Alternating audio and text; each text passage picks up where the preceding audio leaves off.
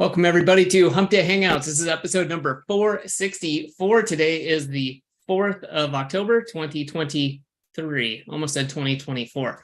Anyways, this is episode 464. We are really getting up there. We got a few questions to go through. Of course, if you're live and you've got questions, post those.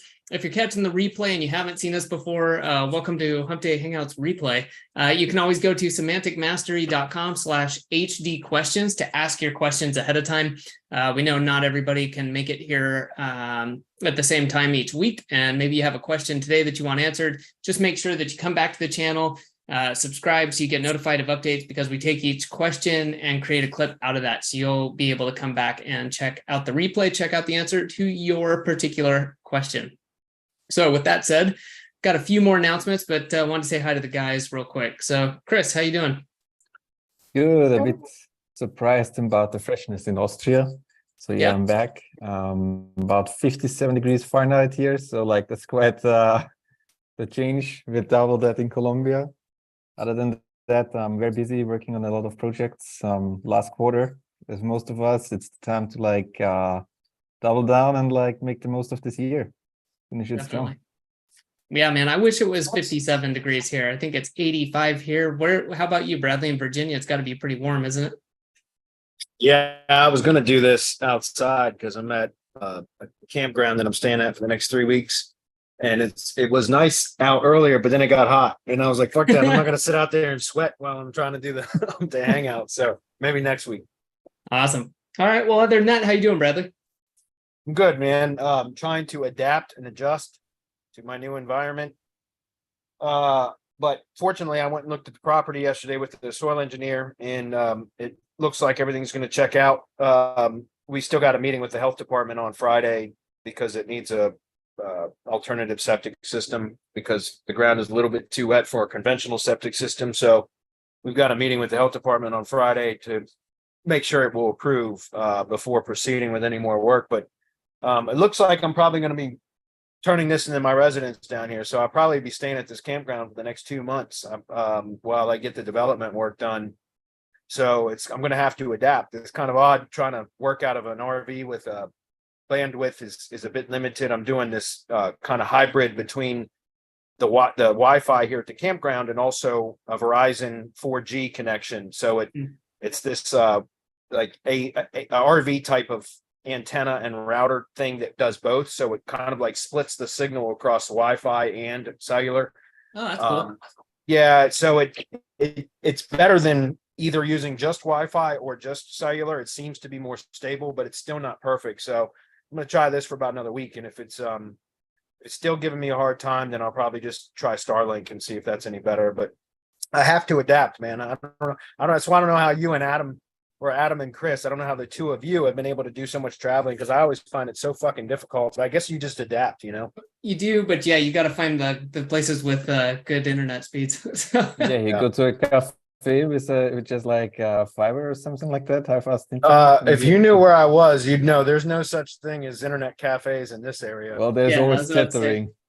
This is what they call Appalachia, which is like old coal country in like the mountains of West Virginia, Kentucky, Virginia, Tennessee, and it's very depressed economically area. So there's not a whole lot to do around here. I don't see an issue. I mean, like you got an electrician. I don't know, like you're qualified electrician. Yeah, I'm pretty sure you can. Moving along, although I'm sure everybody wants to hear about this. A little bit different. Yeah.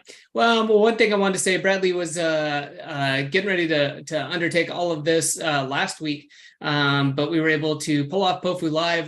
For those of you who were there with us, speakers or attendees, thanks for being there. We had a blast, really good time, a ton of great presentations. It was really good to have everybody there. The speakers, man, I was just thinking of everybody. Let's see, Mike Merlino, Ted Kabitis, Brian Cato, Jeremy Notzelman, Peter Drew joined us. Who am I definitely forgetting? Clint Butler. Thank you, Clint Butler. Peter Drew. Yep. That was a ton of fun. A lot of really good feedback. So really appreciate everybody being there. And we, although we couldn't do it in person, unfortunately, it was still a blast online, and everybody had good things to say. So appreciate that. Yeah, it was a great event. I thought it was really good having a couple of speakers there that wanted to invite for many years, and we never did. So Clint and Ted both came, and it was wonderful to have them guys.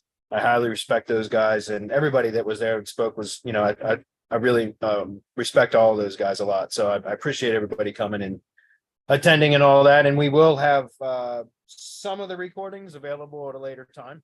So those of you that could not make it, you might still have an opportunity later to get to the bulk of it anyway. Cool. Sorry, I was just pulling this up and making sure we are good. Alrighty. I don't have a ton of announcements this week. Just wanted to remind people about the DHA training that Bradley's working on.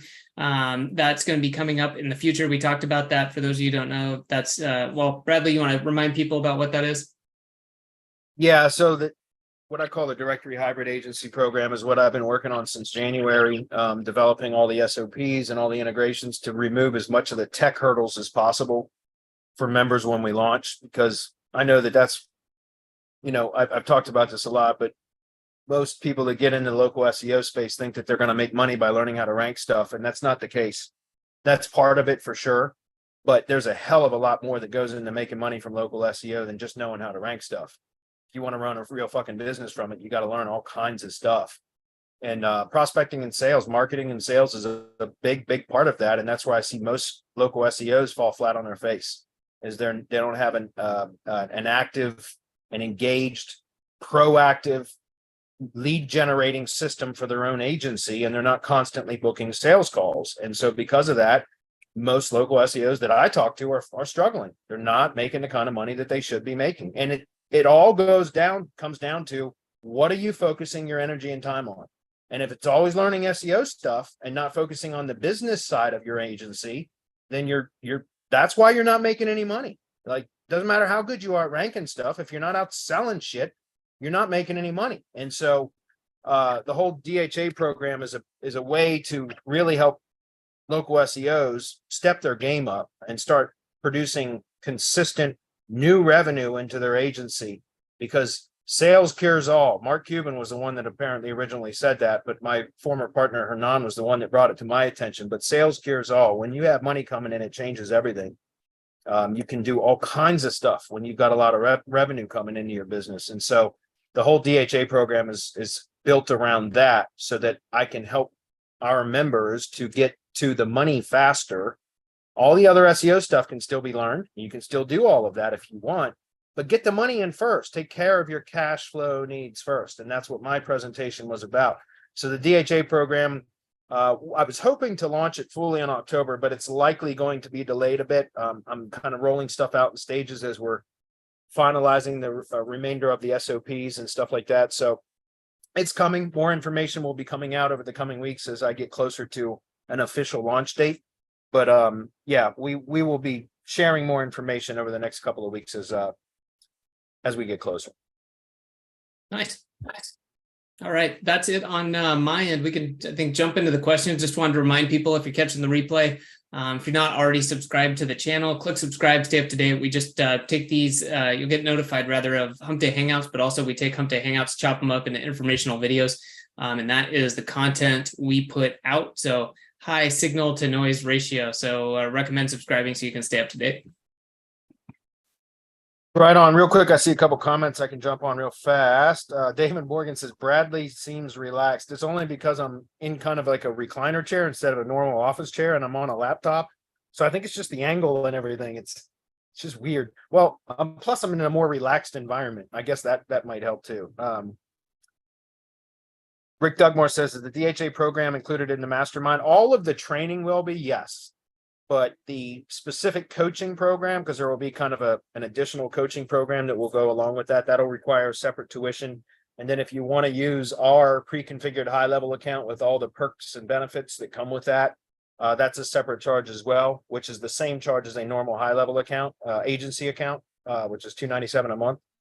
But ours it's integrated for the DHA program. It has multiple integrations that all, like, seriously, it's a no-brainer. If somebody wants to have a what I call a directory hybrid agency, then you can either go set it all up on your own and it'll take you months and that'll prevent you from making sales and bringing revenue in while you're setting up all the tech, which is precisely why I've done all of this, was because that I know our audience, again, our logo SEOs all the time say, well, no, I didn't book any sales calls this week because I was configuring high level.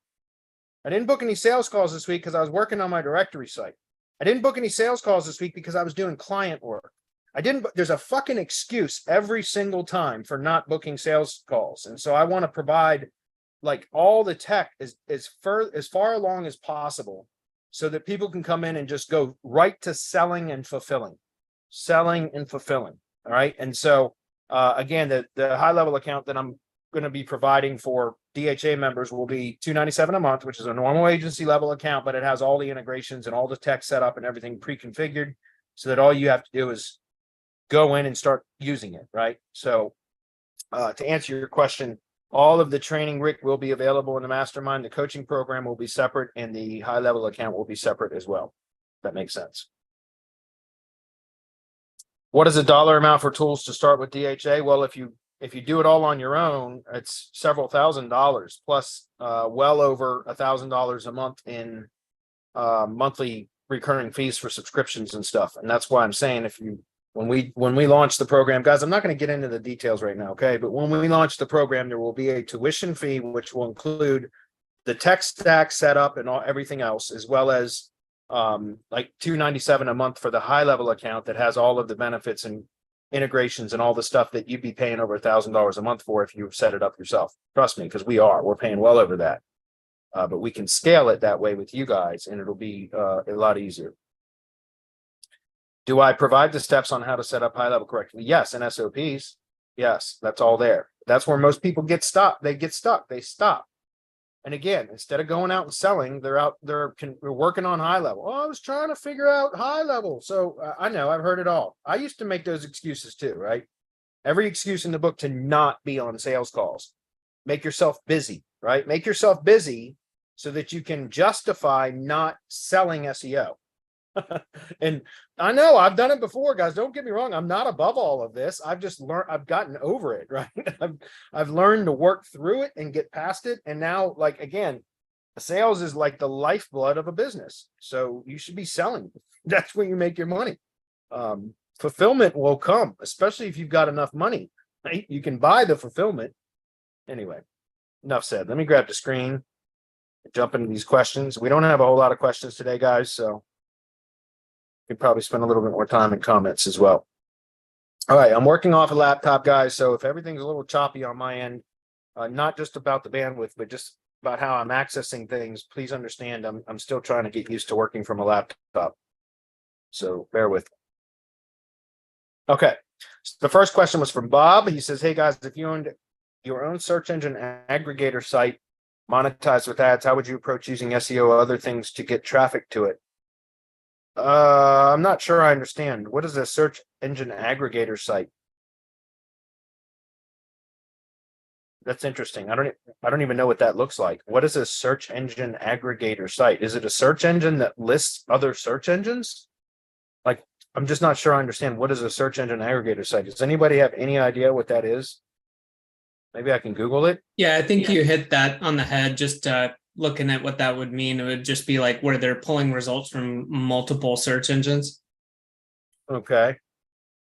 Yeah, I really don't know how. I mean, it's not something I've done, so I really have no idea. Again, I'm not even familiar with what the hell it is. I gotta fucking hate this laptop stuff, man. I cannot figure out how to get out of full screen and back to my desktop. See if I do. How about stop share? How about that? Beautiful. I'm just curious. I want to search. What is it? I should have done the whole desktop, but I didn't. Search engine aggregator. Master search engine which gathers results from multiple search engines simultaneously, typically through RSS search results. Okay.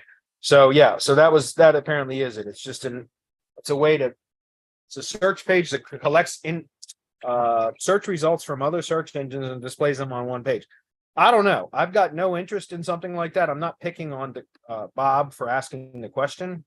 I'm just saying it always pissed me off, just to be clear. And again, Bob, I'm not picking on you. I'm just saying I haven't thought through this because it's not something that I would do, is to have a search engine aggregator site. Because think about this, like it drives me nuts in the local SEO space where you do a search with local intent, so a local search query. And what is the Google first page results display most of the time? A list of search index pages for other search engines, niche specific or business directory listings that are, so essentially, like, again, go look for plumber near me or plumber plus your city, right? Whatever the city name is.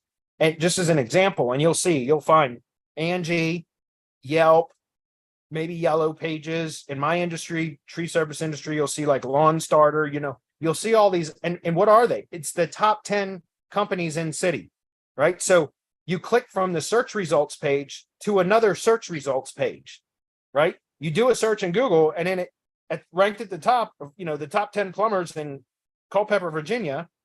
And so you click through to that top listing, and what is it? It's another search results page of just the top 10 plumbers. And that it doesn't make any sense. It's the search results shows a list of search results. Like, I don't know. For me, I always thought that was just absolutely retarded. So I wouldn't build a search engine or aggregate site just because it's not something that I would prefer to do. It always irritates me to go from one search engine to another. If I wanted more search results, I would have stayed in Google. You know what I mean? Anyway, hopefully that's clear. Honestly, I have no idea how to run traffic to that, especially using SEO, because I really don't. I don't know what kind of search results you're trying to aggregate. I have no idea. What industry is it in? All kinds of stuff. There's so many questions left unanswered there that I really can't help, Bob. So again, I'm not trying to dismiss your question. I just don't have any answer for you because I don't know enough about it. All right, so moving on. Hi, SM. Have you seen any success with using widgets like Enter Your Website for a free SEO audit from agency leadgen? I've seen some big agencies use them, but not sure if I should use that or just book a call, CTA on my service and location pages. For agency leadgen, well, for your service and location pages, okay. You must be talking about service and location pages for your own agency site then. I would do both. Why not have both? The call to action is book a call, or website to get a free SEO audit. Why not test with both and see? I mean, look, I've run specific campaigns to an audit widget. David Sprague has a really good service called Local Analyzer that I've used for that over the years, many years. And also most of David Sprague's products, which are good for lead gen products, like to generate leads or foot in the door strategies to start to develop a relationship with your ideal prospect. I use a lot of David Sprague's tools, rep videos. Recently, I'm sure anybody that's on David Sprague's email list, I'm sure you got 1,001 emails last week for aggregator. I'm sure, because that was one of the most aggressive email campaigns I think he's ever done. And he's fairly aggressive all the time with emails, but that aggregator campaign from last week was just over the top. It worked. I fucking subscribed. And because I use a lot of David Sprague's tool, Local Analyzer, rep videos, aggregator. There's a number of them that all come with their own kind of landing page, like leadgen app or widget, which are, have similar functionality to what those audit widgets do, which is like, it's a lead gen, right? You get somebody to enter their name and information for a free report or a free audit or a free rep video or review commercial, whatever you want to call it, or something like that. And then you get the lead in your agency, and they all work. I mean, I've run multiple campaigns, email campaigns, cold email campaigns, or I should really call it a warm email campaign, but to people that had registered to my directory or submitted their listing to the directory. And then I would send out a sequence of emails with each email sending out an offer to one of those type of widgets. Like, because again, it's just a way to take a kind of a lukewarm prospect and identify them or distinguish them as a much warmer prospect, right? As if they're already on a warm list and you send them an offer and then they opt in for something else. It means they're engaged, which means it's likely that they're going to convert into a paid client at some point, go from a prospect to a client at some point. So there's a number of things that I've tested with those types of like lead generating widgets or apps or whatever you want to call them. and they do work. So I would test them on your site, as well as if you have any, if you're doing any cold outbound, email marketing, you could also try some direct CTA links to that. But with email marketing, I'm sure I would hope, Carl, that you're aware, you want to start the sequence without any outbound links in the email, and get a reply and ask permission to send the link after somebody has positively replied. So there are some email campaigns you can run for stuff like that as well. But I would test with it for sure. I've had, I've gotten many leads over the years from those types of apps. I don't really have an exact number as to how many I've converted, but I know that I've gotten leads for sure from that. So try it. That's what I'm saying. Gilbert says, for rank and rent, how can we ensure we always have a pipeline of potential renters who will rent our sites? Well, you have to start a prospecting and marketing machine. Also, how do you secure reviews for your assets rather than the lead buyer? Because I've talked about this a lot, but I force all of my lead buyers to use my high level app, which I just call the lead management app, or the Tree Care HQ app, which is just a sub account that I create in my high level account for every lead gen buyer, or for every location. Okay, so let me back up, and this is going to sound complicated, because it is. So I'm not expecting you to, Gilbert, to grasp this all at once from me just talking about it conceptually, but I talk about this in the mastermind. But anyway, so what I do is, for each lead gen location that I have a high level sub account already set up in my high level account. Okay. All of the leads that come through my lead gen location, okay, has its own sub account in high level. All of the leads go into that sub account first before they get distributed to any of the buyers. Okay. So either a phone call lead or a form fill. If it's a form fill, it's a high level form. So the lead gets piped directly into that high level sub account, the sub account associated with that lead gen property location. You understand? If it's a phone call, all my phone calls get answered by Answer Connect, which is the answering service that I use. And then there's a Zapier's app that pipes it from Answer Connect, the lead data from Answer Connect into the high level account, that sub account for that lead gen location. Then from there, I have a Zapier's app that zaps the lead information into the appropriate subcontractor's high level account. So all of my subcontractors have high level accounts too. They're all sub accounts under my account. That makes sense. And so therefore, all the leads that come from my lead gen asset go to the lead gen's assets sub account. And then from there, it distributes accordingly to each of the subcontractor sub accounts that are servicing those leads, right? Depending on how I have it set up. So again, everything that is, all the leads are tracked 100% through high level. Therefore, when a job gets marked as complete, it triggers the main sub account, which is the sub account that is associated with the lead gen asset, to send the review request out to the client, the customer, not the client, the customer. Do you understand? So whenever a contractor marks the job as complete, it triggers the main sub account to send the review request out to the client. So the client is getting the review request from my lead gen asset. And it happens often, but oftentimes the client or the customer will leave a review and mention the subcontractor by name in the review. Like, this company sent out a subcontractor, and they'll list the subcontractor's name, either the company name or sometimes the guy's name, the tree guy's name, like by, first and last name or whatever. And they'll say, send out a subcontractor. They did a great job, blah, blah, blah. Don't hesitate to contact them again for whatever. So, I mean, it happens. Like, some of my lead gen assets literally have reviews in there that state the subcontractor that did the work. And that's fine. We generated the lead, so it should be our asset that gets the review.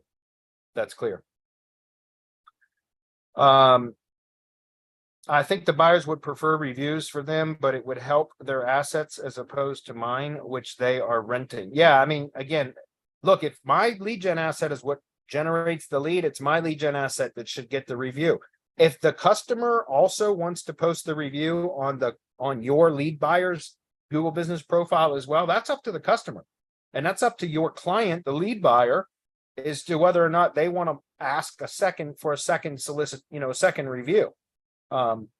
It's entirely up to them and to, whether they want to do that or not. But The way, like I said, the way I look at it is it's my lead gen asset that generated the lead. And in order for it to continue generating leads, it should stay ranked. And therefore, I'm going to want reviews posted or published to my lead gen asset. And I would have that conversation with the contractor and just explain that. Like, hey, listen, I'm generating leads. You're the one that's benefiting from it, correct? Yes.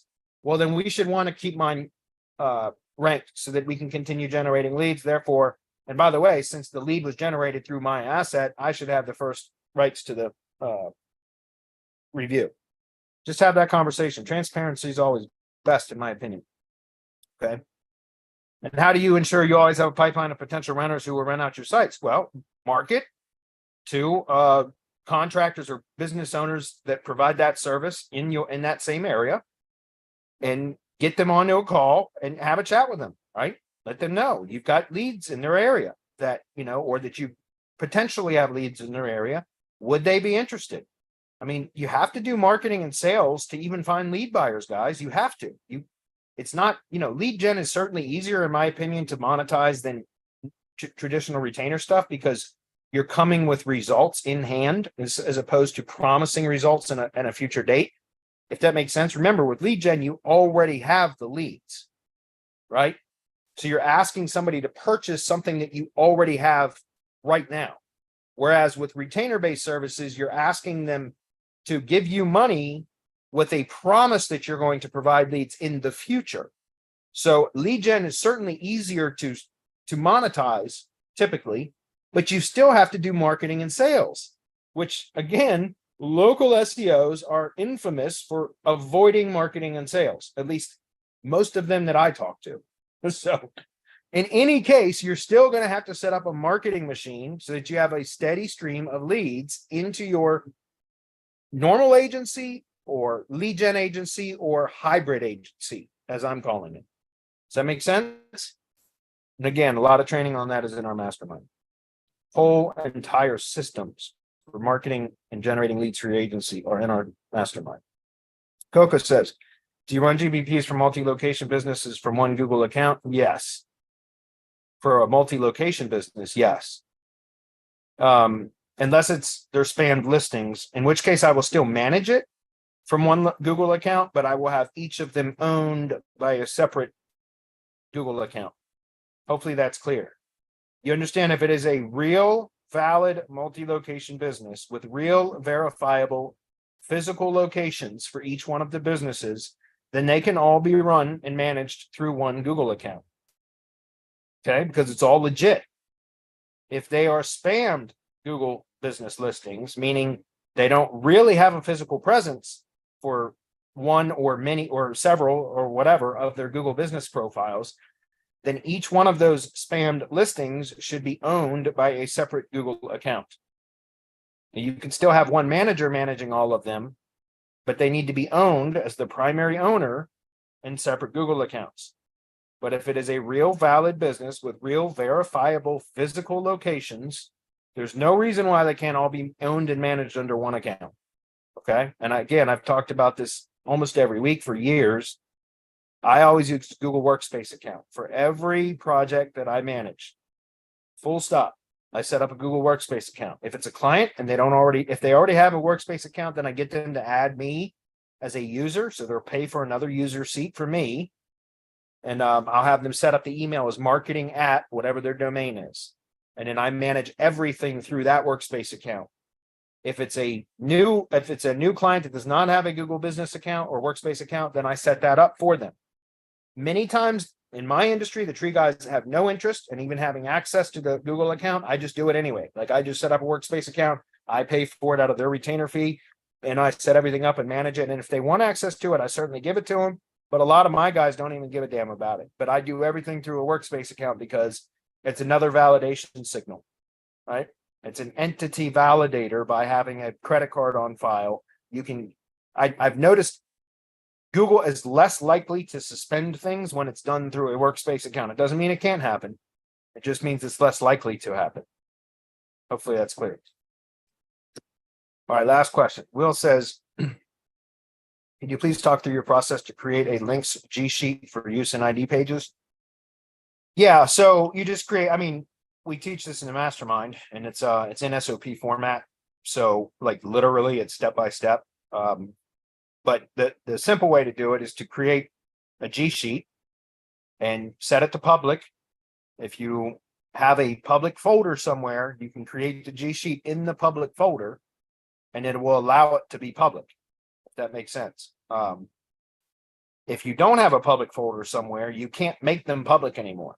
You can allow them to be viewed by anybody on the web, but you can't make them public and indexable unless you either have an existing public folder or you use a specific public folder creator or public link creator or whatever. One of our support manager, Chris G, he created some web apps for a lot of local SEO tools and things that I use that he has what he calls the publificator. he named a bunch of his tools with these funny names, but the publificator is one that Simple App is part of his suite of web apps, which I think are like $7 or $10 a month or $17 a month or something. It's really, really low, but it's a bunch of apps that I use all the time in my business. And one of those is the publificator, where you can turn a folder or Google Drive file public. Anyway, that said, once you have whether it's public or not,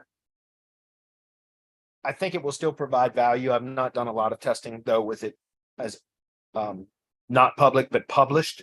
Hopefully that makes sense. When you go into Sheets, guys, if you go to File, the drop down under the File menu, there you can have I think Publish to the Web is one of the options, and you click that, and then you can create an embed code.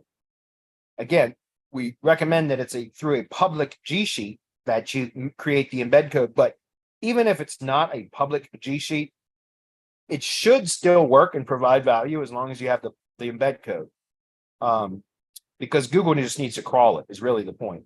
So I just was pointing that out because, like I said, I wanted to clarify that most of the stuff that we did with drive stacks were assuming that they were all going to be public. So anyway, publish the Gsheet, get the embed code, and then you insert the embed code in the ID page. It's that simple. Put column 1, your URLs, or excuse me, keywords. Column 2, you put your URLs, and it's concatenate. I think I'm finally getting that pronunciation down. I've always had a hard time pronouncing concatenate. Concatenate. I think that's how you say it.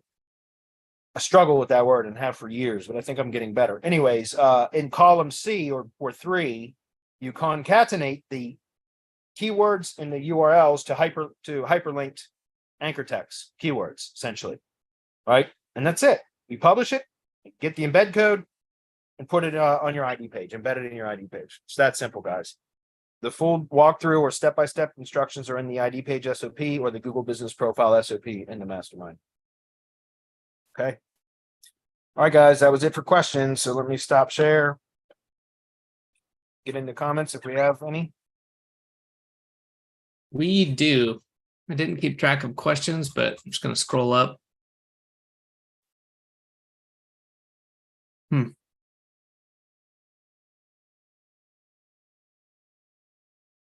Yeah, David, good point about that, about the DHA stuff.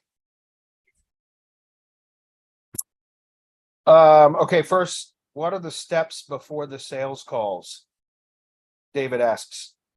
I'm not sure. I think that was in talking about the DHA stuff when you were explaining some of that. So I'm not sure if you want to go into that, but I think that's what that was in regards to. Well, you have to set up a prospecting and marketing machine, a lead generation machine, right? Like, how do you book sales calls? Well, you got to generate the lead first, right? Generate the lead first, and then get somebody that books a sales call. So you have to fill your pipeline full of leads first. So how do you do that? Well, the directory is my preferred method. So the directory is built a niche specific or industry specific directory. Fill it full of leads so that you can just use a Google Map scraper. Again, we're working on all of that so that that's not going to be an issue for our members. But you scrape all of the businesses in the particular industry. I always do it on a state-by-state basis, but you could do it nationally if you wanted. Then you import those listings into the directory. Then you export them into your CSV with the directory listing URL as part of the records. And then you use your CRM to send out cold email campaigns. That's the simplest way to do it. So, and we have a sequence of emails that goes out. So number of different messaging strategies and all that kind of stuff. But the idea is to just ask people to confirm their company information for their free listing on whatever your directory site is called. And that's it. You're not approaching them as a salesperson. You're not approaching them as a marketing person. You're not approaching them as an SEO. You're approaching them as a tech specialist with the directory, just trying to confirm their company contact information. That's it.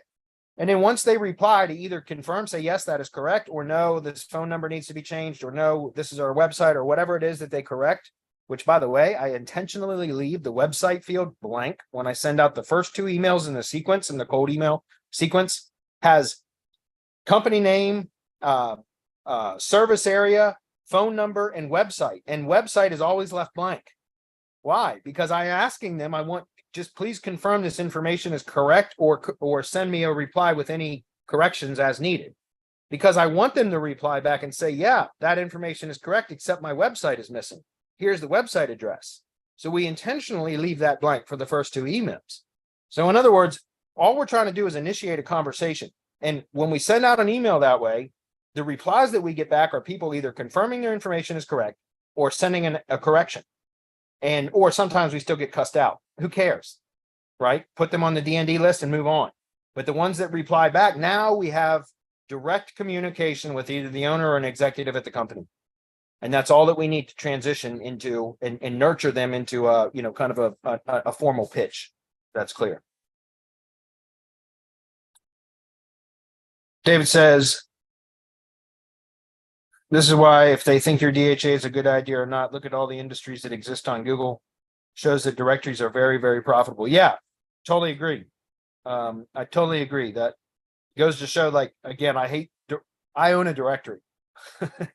And I would love for my directory to rank for the top 10 tree service contractors in every city. So even though I say I hate that shit, you're damn right I would do that. But that's not an aggregate of other search engines, though, if that makes sense. It's a directory of tree service contractors. And eventually it might end up doing that. That's long term. That's not the immediate desire. Jim says, question with regards to the local data aggregation. Does anyone have a preference for which platforms to use submissions? Yeah, I think they're all about the same. Honestly, all the data aggregator submission services are all about the same. So it's, in my opinion, it's just a price thing. For a long time, I used Moz Local for that because it was cheaper, but now Bright Local does it. And honestly, I'm so integrated with Bright Local now that it's going to be hard to ever separate just because I have so much stuff with them. So I just use Bright Local for them now, but they're all about the same. It's really a price issue.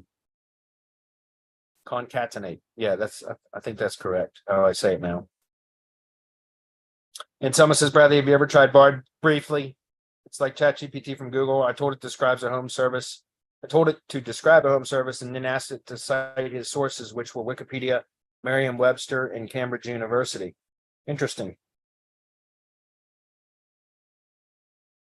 Publish provides more value, David says, for Gsheets. That's what I thought, David. I've not done any specific testing with that, though. I assumed, years ago we did testing with RY Drive Stacks, so RYS Academy stuff, and we saw the same thing. When it was public, it provided more value. We could still get a push from unpublic Drive Stacks, but it definitely is more valuable. The entire stack would perform better, would produce better results if it was public. We could still get a push, though, from an unpublic Drive Stack. So I assumed that published Gsheets that weren't public would also do something similar, but I've not done specific testing with just Sheets. So it's good to have some confirmation on that. Yeah, we'll hopefully understand that that's what David was talking about, publishing the Gsheet. So you're doing a lot of cold email. Yes, David. That's how I really started the whole directory prospecting service, was cold email outreach.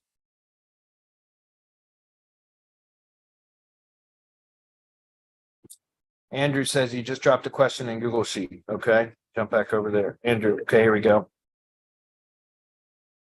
My question from a couple of weeks ago.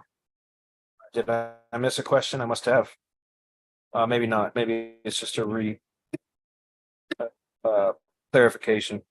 My question from a couple of weeks ago about 301ing domain A to domain B when both domains are in the same niche plus location. I've seen Matt Diggity recommend doing a 301 to the money site specifically to a merger page that announces that domain B has been acquired by domain A, plus doing a press release off the acquisition. I'm curious on this approach. I appreciate you. Yeah, that's great. That's a great strategy. I mean, you certainly can. I mean, like I said, it depends on what specifically I'm trying. Your desired. What are you trying to do with the 301 redirect? If it's purely an SEO play to boost your existing site that you're going to be 301ing it to or redirecting it to, then sure, you can do that. And that's a great strategy, what he's talking about there, because that's another excuse to also publish a press release, etc. So yeah, that's great. What I've said many times about, again, it depends on what you're trying to accomplish, but so I don't know. I don't have full context, but I prefer if I'm going to find a domain that was in the same industry and the same location, especially, I'm going to probably want to build that site out and have another asset ranking. Do you understand? Why not take up 2 spots on page 1 instead of pushing 1 spot up higher by doing a 301 redirect and your target gaining, boosting, or you receive the benefit from 301ing the other one, but now you still only got 1 listing, 1 result in the search results. Does that make sense? So hopefully that's clear. I mean, again, it depends on what you're trying to accomplish. I don't have full context. So if you want to 301 it because of the SEO benefit, yeah, do it. Is this approach that Matt Diggity mentioned? What are my thoughts on that? I think that's a great approach. It's just a different way of doing it, but it does offer some. I like that he's redirecting instead of to like the main money site, it's to a new page. And then you would have an internal link on the new page to whatever the main page that you were ultimately trying to push. That's what I would do, because I like that strategy better. If I don't like to do straight up 301 redirects to my money site. I've talked about that for years. I just don't like to do it. You can do them. It's okay to do them, but I don't like to do it because too many 301, in my opinion, 301 redirects raises a red flag. So I would prefer, if I was going to do a 301 redirect, I like Matt Diggity's recommendation here, because now you're publishing a new page on the site that you're being transparent about the redirect on, if that makes sense. So it's not a red flag issue because you're being fully transparent about what you're doing. And then on that acquisition page, you would have an internal link pointing to the page that you were actually trying to boost with the 301 redirect anyway. So it's like a 1-2 step approach, like a 2-step approach instead of a 1-step approach, if that makes sense. And it gives you an opportunity to run a press release, and it's another page on the site that you can use to acquire links, etc. So there's a number of benefits to doing it that way. So if I was going to do a 301 redirect direct to the money site, I like that strategy better than just a straight up 301 redirect. But as I mentioned a moment ago, why not just go ahead and build out that other site and rank it? And now you've got 2 assets on page 1, and you could still use domain A, which is the redirect domain, to still build links to domain B, right? Your target URL. You can still do that from a built and indexed and ranked site, if that makes sense. So look, I look at it this way. If you can find domains that are clean and that are relevant, they can become another asset that can be used not only for lead generation or taking up space in the SERPs, but also for link building. When you do a 301 redirect only, you're literally you can only use it for one thing, and that is for a redirect, which is like link building, but only for one link, right? So building the asset out gives you a lot of additional options. Hopefully that's clear. Sorry, I'm still trying to navigate my way around. Where is the chat box? There it is. David says also, but the city had, say, 15 tree care businesses and you blasted coal weed mills to them and 7 of them wanted to do business. Do you make an entry for all 7 of them on your directory? Yes. Yeah, of course. Well, first of all, by the way, David, they all have an entry in my directory before I send the email. You understand? That is the whole point of the email, is to tell them, hey, we have a listing on our directory site with your company. Here's the information we currently have. Is this correct? So the cold email campaign is using the directory listings as the excuse for emailing. So they already, all 15 tree care businesses would already have directory listings on the directory. Does that make sense? The difference, I think, what you're asking about, David, is when a contact replies. Okay, so there's 3 types of listings on my directory. There's a standard listing, which is basic, or the basic listing, which is unoptimized. Okay, so that is when all we do is scrape company information and import it into the directory. There's an import template that we use so that every listing looks the same, except, name, address, phone number, etc., all swapped out. So that is called a basic listing, which is an unoptimized listing. When a contact replies, they get upgraded to what we call a standard list, which is a standard optimized listing, which is a very, it's a level up above basic, but it's far below premium listing. Premium listing is once they have purchased anything from us. If they purchased anything from us, then we upgrade them to a premium listing. So again, basic, standard, premium. Basic is unoptimized, which is what we do when we scrape companies and import them into the directory, and then we use that for our outreach. Standard is after they have replied, then we optimize their listing to a standard optimization level, and then we use that to reply back to them once it's done. That's our excuse for emailing them again. Hey, thanks for confirming your information. Just to let you know, we've upgraded your listing from basic to standard because you provided, you replied back and provided us, a correction or confirmed your information was correct. Here is your listing for review. Please let us know if you need any changes. There are no charges for changes. By the way, something else that we do for the contractors that reply to us is we run a local search grid report, which shows you how your Google business profile is performing or not performing in your local area. Here are the results of that report, if that makes sense. And that's how we transition into what are you doing to generate leads, etc. Right? We show them a local search grid report and how poorly they're performing for their keywords in their local area. And that is all that we usually do. Now, again, we're refining our pitch a little bit right now, and we'll cover all that in the program. Okay, but that is how I've been doing it for 3 years now, and it works. All right, last comment, guys. Andrew says, just looking to boost my site on domain A since it's hovering at the top of page 2 right now. But long term, your play with having 2 sites on page 1 instead of page 1 makes more sense. Yeah, and so Andrew, again, just going back to that, man. Like, look, you say your agency site is at the top of page 2. Well, build out the redirect domain instead, or domain A, which I think you were calling that. If you build that out instead, you can still build a link from that to your directory, or excuse me, your agency site, and still likely push it on the page 1 from that link. But now you have another asset that you can also push to page 1, right? So you've got 2 separate assets that can be used. And I think that's, I think it's a better way to do it, because the 301 redirect, you're limiting only one asset can ever benefit from that. And that's what you're redirecting it to. When you build it out the other way, I'm talking about, you can use that to not only benefit your original asset by building links from that to that asset, but now you have another asset that can also be ranked. So again, in my opinion, why not build out the digital real estate, right? Start to build an empire of assets. And that's what the directory hybrid agency program is all about. It's about using client money to build your assets on their behalf. It will benefit them, but you're using their money to build your assets that you own and control through your directory agency brand. Hopefully that's clear, guys. That's the whole point. Again, we'll cover more of this when I'm getting closer to launching it. Will says it's like Barnacle SEO with more control. You're damn right it is, because you own the assets.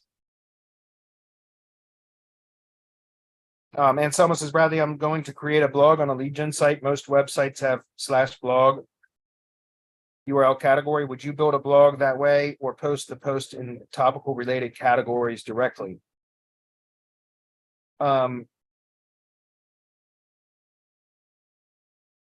Yeah, and some I would I don't know why anybody would have a blog URL category. That doesn't make any sense. That's not silo structure.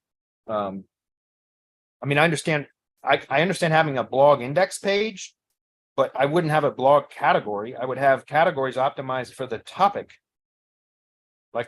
Like normal SEO silo architecture, right?